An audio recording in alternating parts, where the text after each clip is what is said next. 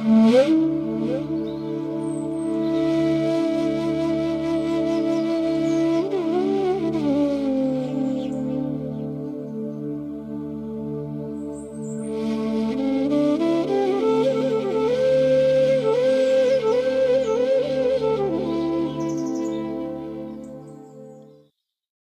नमः श्री अतिराजाय विवेकानंद सूरय सच्चित सुख स्वरूपाय स्वामिने तापहारिणे।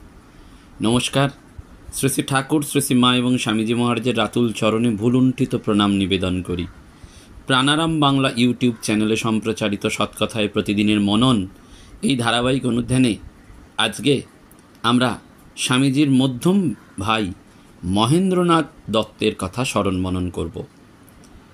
এই দুদিন আগেই ১লা আগস্ট তাঁর পূর্ণ আবির্ভাব তিথি ছিল।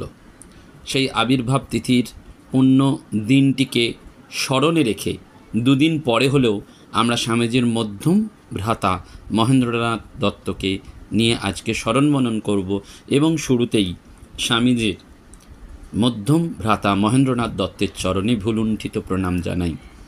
আপনাদের সকলের জ্ঞাতার্থে জানাই, দীর্ঘদিন ধরে হয়তো আপনাদের বলে এসেছি, কিন্তু এবারে হয়তো সত্যি সত্যিই আমাদের প্রতিদিনের সৎকথায় মনন সম্প্রচারিত করা হয়তো সম্ভব হবে না। ঠাকুরের কি ইচ্ছা তা জানি না, কারণ কি অনেকটাই ব্যস্ততা ক্রমশ বাড়ছে এবং কোথাও কোথাও তো একটু থামতেও হয়। ভগবানের কথার ক্ষেত্রে থামাটা ওই রকম নয়, কিন্তু মাঝে মাঝে একটু নিজের সাথে নিজের বোঝাপড়ার দরকার হয়। তাই হয়তো সপ্তাহে 2 দিন বা 3 দিন হবে আপনাদের সাথে যোগাযোগ নিশ্চয়ই থাকবে এবং এই সূত্রে নিবেদন করি আপনারা আমার সেবামূলক কর্মকাণ্ডে আমরা সবাই যেভাবে মানুষের সেবা করে যাচ্ছি একসাথে, সেই কর্মকাণ্ডে আপনারা অবশ্যই সঙ্গে থাকবেন, এইটুকু আমাদের নিবেদন রইল। স্বামীজির 2 ভাই মহেন্দ্রনাথ দত্ত এবং ভূপেন্দ্রনাথ দত্ত দুজনেই স্বস্বক্ষেত্রে স্বকীয় বৈশিষ্ট্যে সমুজ্জ্বল ছিলেন। স্বামীজির মধ্যম ভ্রাতা মহেন্দ্রনাথ দত্তকে অনেকে মহিমবাবু, মহিন্দা, কেউ কেউ বুড়ো শিব বলতেন, তাকে কর্তাবাবুও বলেছেন এবং মহেন্দ্রনাথ দত্তকে নিয়ে তার সঙ্গ প্রসঙ্গ এবং অনেক অজ্ঞাত কথা ঝুড়ি নিয়ে এখনও রয়েছেন শ্রদ্ধেয় শ্রী প্রশান্ত কুমার রায় মহাশয়। দক্ষিণ কলকাতায় অরবিন্দ সেবা সদনের নিকটেই তার নিবাস। শ্রদ্ধেয় প্রশান্ত কুমার রায় জেঠুকে এবং জ্যাঠাইমাকেও আমি এই সূত্রে প্রণাম জানাই। রামকৃষ্ণ মিশনের প্রথম সভাপতি স্বামী ব্রহ্মানন্দজি বলতেন, মহিম আমাদের সাদা কাপড়ে সন্ন্যাসীর অধিক। বুড়ো শিব অর্থাৎ মহেন্দ্রনাথ দত্ত বলেছিলেন, স্বামীজি গেরুয়া পড়েছিলেন, আমি প্রণাম করি। এই মহেন্দ্রনাথ দত্ত বিভিন্ন বিষয়ে প্রায় শতাধিক প্রামাণ্য পুস্তক লিখে গেছেন এবং সত্যি সত্যি তার জ্ঞান ভাণ্ডারের যে বৃহৎ অংশ দেখলে মনে হতো যে শাস্ত্রে একেই ধ্রুবা স্মৃতি বলা হয়েছে। পরম পুরুষ শ্রী রামকৃষ্ণদেবের আশীর্বাদ ধন্য ছিলেন। 1896 সালে লন্ডনের ব্রিটিশ মিউজিয়াম লাইব্রেরিতে 2 বছর বিভিন্ন বিষয়ে অজস্র গ্রন্থ তিনি অধ্যয়ন করেছিলেন এবং 1902 সালে ভারতবর্ষে ফিরে তিনি বেলুর মঠ এবং বৃন্দাবনের রামকৃষ্ণ আশ্রমে কিছুকাল যুক্ত ছিলেন। কঙ্খলের আশ্রমেও অবস্থানকালে তিনি হিমালয়ে কঠোর তপস্যায় সিদ্ধি লাভ করেছিলেন। 1 আগস্ট 1869 সালে তাঁর আবির্ভাব আর তিরোধান 15 অক্টোবর 1956 সালে। ভুবন বিদিত কীর্তি ভারতবর্ষের প্রাণ পুরুষ স্বামী বিবেকানন্দের মধ্যম ভ্রাতা ছিলেন এই মহেন্দ্রনাথ দত্ত। 1888 সালে কলকাতা বিশ্ববিদ্যালয় থেকে এন্ট্রান্স পরীক্ষায় উত্তীর্ণ হন। 1891 সালে কলকাতা বিশ্ববিদ্যালয় থেকে তিনি FA পরীক্ষায় উত্তীর্ণ হন এবং 1882-83 খ্রিস্টাব্দে ভক্তপ্রবর রামচন্দ্র দত্ত মহাশয়ের মধুরায়ের গলির বাড়িতে গিয়ে মহেন্দ্রনাথ প্রথম শ্রীরামকৃষ্ণকে দর্শন করেছিলেন। শ্রীরামকৃষ্ণদেবের অনুধ্যান এই গ্রন্থে মহেন্দ্রনাথ লিখেছেন যে পরমহংস মশাই আমাদের গৌরমোহন মুখার্জি স্ট্রিটের বাড়িতে নরেন্দ্রনাথকে মাঝে মাঝে খুঁজতে আসতেন। তিনি কখনো বাড়ির ভেতরে প্রবেশ করেননি, রাস্তায় অপেক্ষা করতেন। তিনি বাড়ির একটু কাছে আসলে অনেক সময় আমি অগ্রসর হয়ে যেতাম। আমায় বলতেন, লরেন কোথায়, লরেনকে ডেকে দাও। ডক্টর ভূপেন্দ্রনাথ দত্ত তিনি তাঁর স্মৃতিকথায় বলেছিলেন যে সে সময় প্রায়ই শিশু ভূপেন্দ্রনাথ মহেন্দ্রনাথের কোলে থাকত। ঠাকুর আদর করে ভূপেনবাবুকে কোলে নিতেন আর বলতেন, লরেনের ভাই, লরেনের ভাই বলে আদর করতেন। ভূপেনবাবুর সেজন্য অহংকার ছিল যে ওহে পরমহংস মশাই আমায় কোলে করে আদর করেছেন, এ কথা জানো।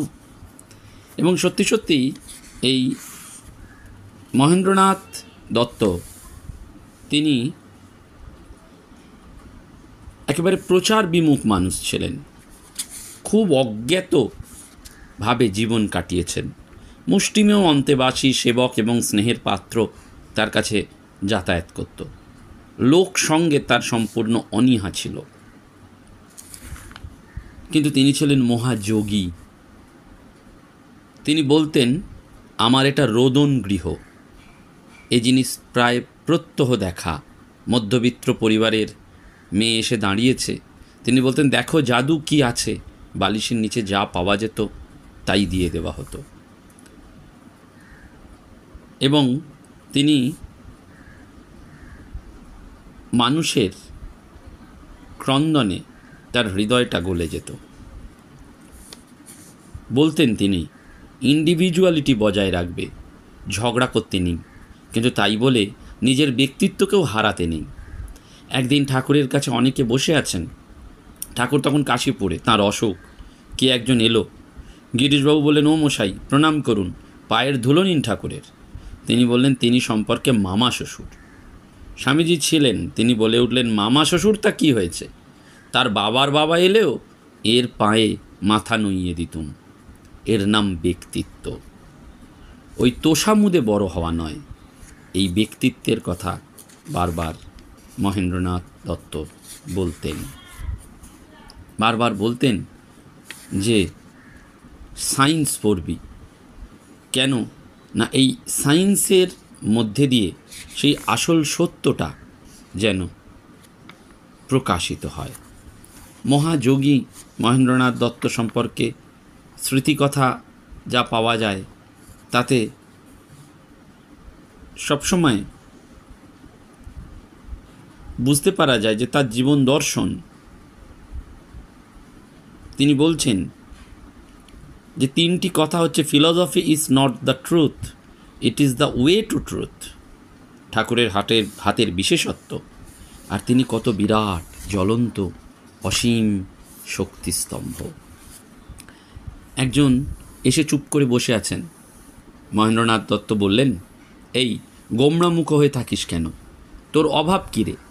ভেতরে সব রয়েছে, রান্নাঘরে গিয়ে দেখ। তবু হেতা হোতা ভিখিরির মতন দুটি ভাত দাও না বলে ভিক্ষা করছিস। সে বলল, ভেতরে যা সব আছে কি করে জাগাবো মহারাজ? উনি বললেন, সে নিজে নিজে, বাইরে নয়, ভেতরে ঢোক, ভেতরে দেখ। তারপর সে প্রণাম করে যেই উঠতে যাচ্ছে, সঙ্গে সঙ্গে তাকে হাতছানি দিয়ে ডেকে বললেন, শোনো শোনো,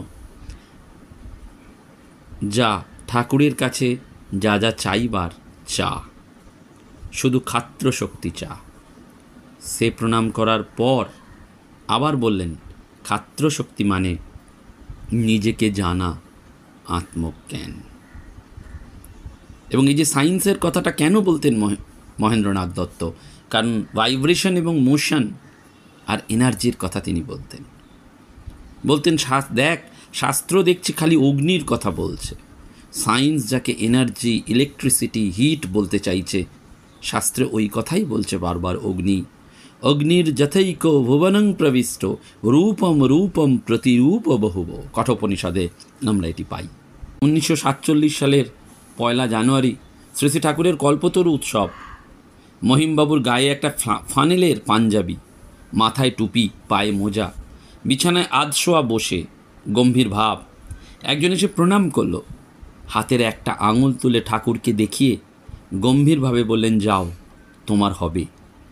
গিয়ে দেখলুম কোথাও কিছু নেই। বিশেষ দিন বলে বিশেষ কোনো ব্যবস্থা নেই। তারপর সবাই একে একে আসতে লাগলো। একজন ঝাউ পাতা, তুলসী গাছের ডাল, ফুলের মালা নিয়ে আসতে ঠাকুরকে সাজানো হলো।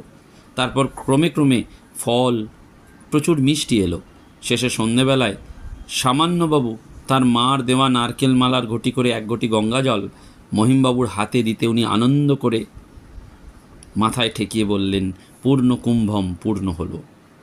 কিছুই ছিল না, আবার কিছুরই অভাব রইল না দেখে মনে হচ্ছিল এই হচ্ছে মহাপুরুষের শক্তি। যা যা দরকার সেই রূপ ধরে ভগবান নিজেই আসেন। এবং শরীর খারাপের কথা বলতে গেলে তিনি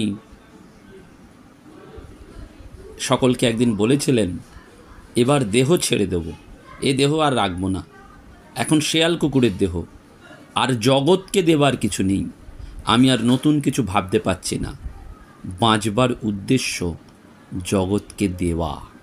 দেখুন, আমরা যে কারণে বাঁচি, এই যে বাঁচবার উদ্দেশ্য জগৎকে দেওয়া। বলেই বলছেন, দেখ, মোহাম্মদের দেহত্যাগের পর সকলে অস্থির চঞ্চল হয়ে পড়েছিল। তখন আবু বক্কর গম্ভীর হয়ে বলেছিল, তোমরা মোহাম্মদের জন্য এসেছিলে না ভগবানের জন্য এসেছিলে? ভেবে দেখো, যদি মোহাম্মদের জন্য এসে থাকো তো মোহাম্মদ মরে গেছে, ওই তার দেহ পড়ে রয়েছে, যা ইচ্ছে তাই করতে পারো। আর যদি ভগবান লাভের জন্য এসে থাকো তো ভগবান নিত্য, সে মরে না, তাহলে একটুও চঞ্চল হয়েও না, সব ধীর স্থির হয়ে থাকো। তারপরেই মহেন্দ্রনাথ দত্ত তার হাতের দুটো বুড়ো আঙুল উঁচু করে বলতে লাগলেন, কলা কলা, স্থূল শরীরটা নিয়ে এত কিরে, এই দেখ, দেহটা লাথি মেরে ফেলে দিয়ে যাচ্ছি ফুটবলের মতন। I live as a stoic philosopher, I will die as a stoic philosopher. দেখ, মরবার তোরে যে কাঁদে কোঁকায় তাকে কখনো ফিলোসফার বলে বিশ্বাস করিসনি। এই স্থূল শরীরটার জন্য কিছু করিসনি, এ তো যাবেই। ঠাকুর রইল, তোমরা রইলে, আর কাগজ রইল। ভয় পেও না, ঠাকুর পথ দেখাবেন, তাঁর দিকে চেয়েও, তিনি অনন্ত শক্তি। এবং কোনো একদিন কামনা বাসনা নিয়ে যখন কথা হচ্ছে, তখন তিনি বলছেন, আমি বাপু ওসব বুঝি না, সাইকোলজি দিয়ে দেখলে ওর কোনো ভাব পাওয়া যায় না। বাসনা ত্যাগ নেগেটিভ আইডিয়া, তুই বাসনা ত্যাগ করবি কী করে? বাসনা ত্যাগ করা যায় না, বাসনাই ত্যাগ করে যায়। বাসনাও চলিয়া যায়, ত্যাজিয়া আমায়। একদিন একটা লোক এসে চলে গেল। চলে যেতেই মহেন্দ্রনাথ দত্ত বললেন, একটা মানুষের প্রবৃত্তি বুঝতে হলে heredity, nerve, social environment, natural surroundings, culture, individuality, এইসব থেকেই বোঝা যায়। পূর্বপুরুষের ভেতর থেকে যেটা আসে সেটা খুব প্রবল থাকে। ভারতীয় দর্শনে সৃষ্টি আর ধ্বংস বলে দুটো কোনো শক্তি নেই, একই শক্তিতে সৃষ্টি হচ্ছে, আবার ধ্বংসও হচ্ছে। তার সৃষ্টিরূপা মা আর সংহারিণী মা সেই একই কালী। এবং সেই জন্য তিনি বারবার বলছেন, চিন্তার জগতে যারা ভাব সৃষ্টি করে তারা থট অরিজিনেটর, তারপরে থট প্রোপাগেটর, তারপরে থট ডিস্ট্রিবিউটর, অর্থাৎ ভাব প্রযোজক, ভাব প্রবর্তক এবং ভাব প্রচারক। শক্তির কথা তিনি বলতেন, ভাইব্রেশনের কথা বলতেন। একদিন মানসবাবু তিনি এসে প্রণাম করছেন। মহেন্দ্রনাথ দত্ত আশীর্বাদ করে গম্ভীরভাবে বললেন, উঠে যাও, খুব উঠে যাও, জগৎ জ্যোতি, জগৎ জ্যোতি, জগতের ভাব উল্টে দাও, জগৎকে ভাব দাও। এবং একদিন তিনি বললেন যে, আমায় একবার প্রশ্ন করা হয়েছিল, মহেন্দ্রনাথ দত্তকে প্রশ্ন করা হয়েছিল, what is the purpose of this creation, এই সৃষ্টির উদ্দেশ্য কী? আমি বলেছিলাম, এর কোনো মানে হয় না। পোজ টু প্লেস, পারপাস অর্থাৎ পার বিফোর, পারপাস মানে হচ্ছে এক জায়গা থেকে নিয়ে এসে আরেক জায়গায় রাখা। What is the space to take from and place the creation. Mahendranath দত্তের এই যে স্মৃতি, তার যে প্রতি আমাদের আজকের শ্রদ্ধা নিবেদন, এটা তো এই অল্প সময়ের ব্যাপার নয়, অনন্ত কথা, অনন্ত স্মৃতিচারণ তার করা যায়। এবং তিনি বারবার বলতেন, সবাইকে আপন করে নিবি, ভালোবাসবি, পথ খুলে দিবি, কারোর রাস্তা আগলে রাখবি না। একদিন বললেন, তোরা সব ধর্ম ধর্ম করছিস, ধর্ম কি জানিস? বীরেরা যা করে যায় তাই পরে ধর্ম হয়। বীর থেকে বীর, তা থেকে ভার্চু, শক্তি জাগানো। দেশের নিস্তেজ, হতাশ এই মুমূর্ষু ভাবটা দূর করে দে, ক্ষাত্র শক্তি জাগিয়ে তোল।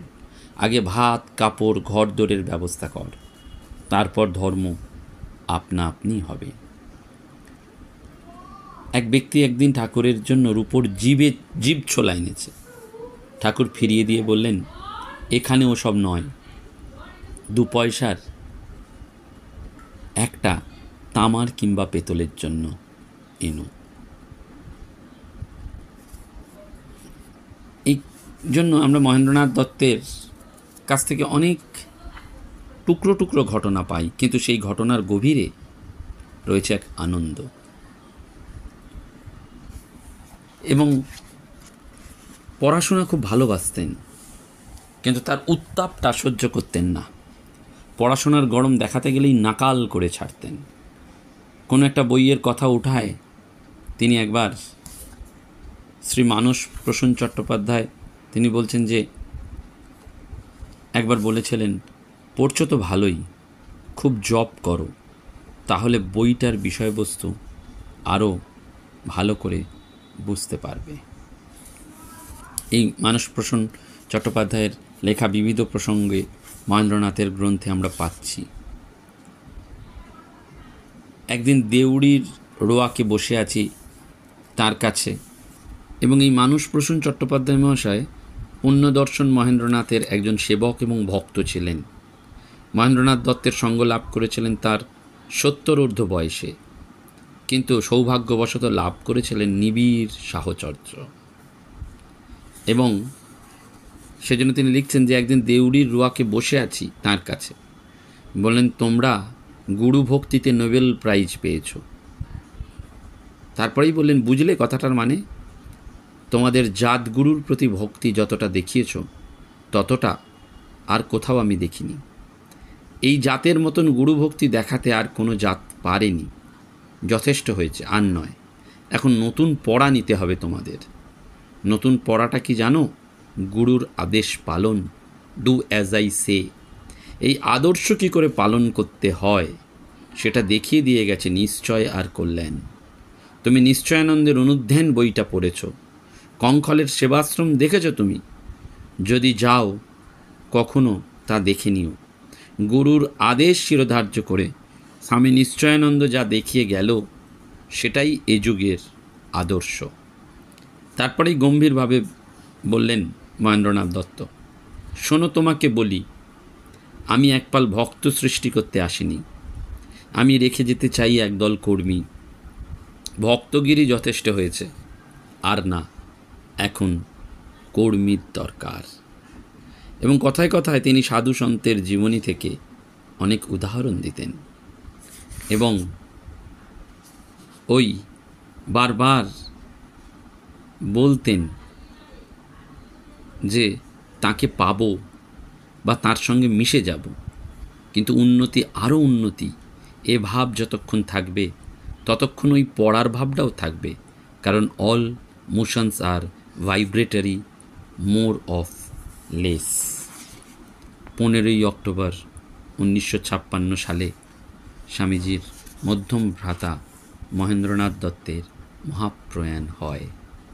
আমরা আজকে তার পুণ্য স্মৃতিতর্পণটুকুই করলাম। নমস্কার, ধন্যবাদ।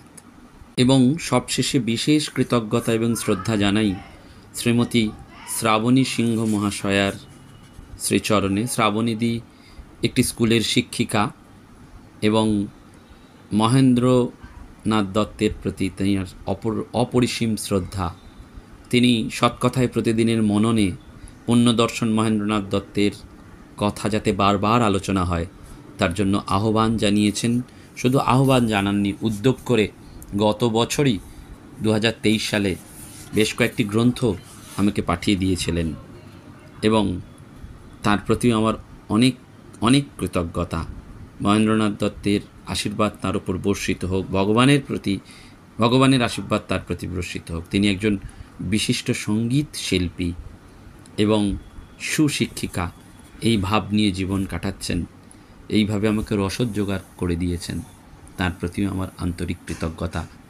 এবং শ্রদ্ধেয় রাজীব কর এবং অনিতা সুর, তারা উত্তরপ্রদেশ থেকে কেয়া ভট্টাচার্য, তারা গ্রন্থ পাঠিয়ে বারবার অনুপ্রেরণা দিচ্ছেন, রসদ জোগাড় করছেন। কারণ এই প্রতিদিনের মনন করতে গেলে তো একটু রসদ চাই, সেটি তারা করছেন।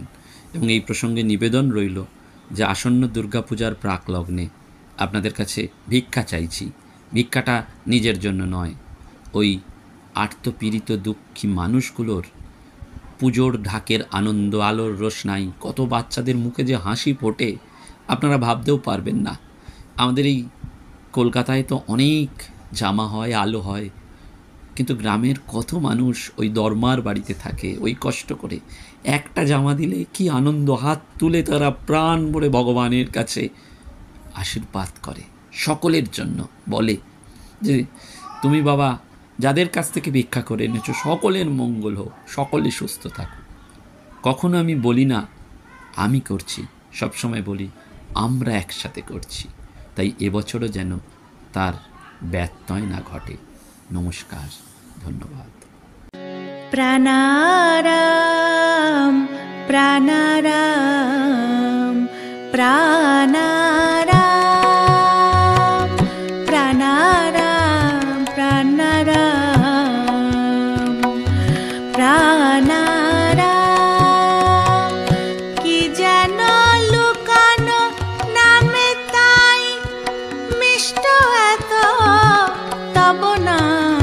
প্রাণারাম প্রাণারাম প্রাণারাম।